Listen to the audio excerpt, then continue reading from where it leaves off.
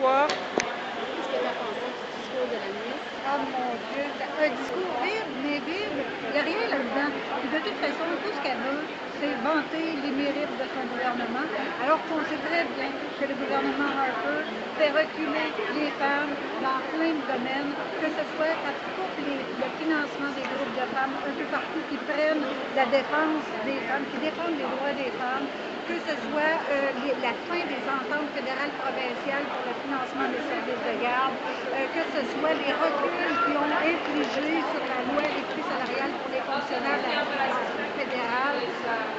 Il n'y a rien de ça qui se dit vraiment, mais c'est ça qu'on dit. Tout ce qu'ils veulent vraiment, c'est de se vanter, mais il n'y a pas quoi parler. Toi, qu'est-ce que tu as pensé? Ben, moi, je trouve que il fonctionne comme si l'égalité est atteinte au Canada, alors qu'on sait que c'est pas le cas, et qu'en plus, ils veulent exporter l'idée qu'il faut soutenir les femmes individuellement pour qu'elles puissent utiliser les outils à leur disposition, alors qu'il y a encore des barrières systémiques, de la discrimination, puis elle nie complètement ça.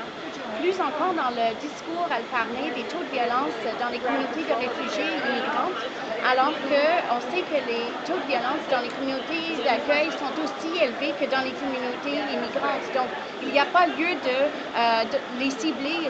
C'est un peu raciste même, je trouve, de cibler des communautés immigrantes comme étant plus violentes que le reste du Canada ou du Québec. Donc, je suis très mal à l'aise avec l'approche que le gouvernement adopte. Et puis, je sais que chez nous, à la maison, les groupes de femmes du Québec vont pas être contents de savoir que le gouvernement, pendant qu'ils ne veulent pas financer l'avortement à l'extérieur du pays, continue à nier les enjeux que les femmes sur le terrain vivent ici.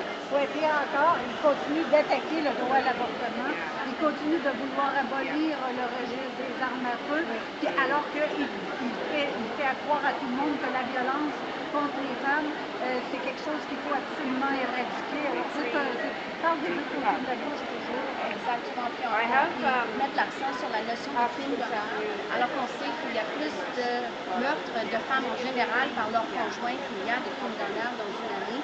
Il faut s'attaquer plus à la violence envers les femmes, mais au plan systémique, et pas juste pour chaque femme, bien qu'il faut faire ce travail-là, mais il faut qu'on se donne des stratégies pour éliminer la violence envers les femmes, puis ça n'a pas les intéresser.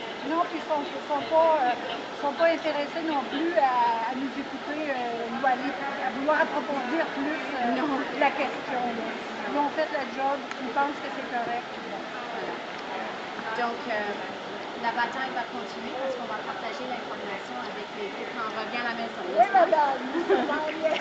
Pouvez-vous vous identifier, s'il vous plaît, Sylvie Létine de la Fédération des travailleurs et travailleuses du Québec, FTQ.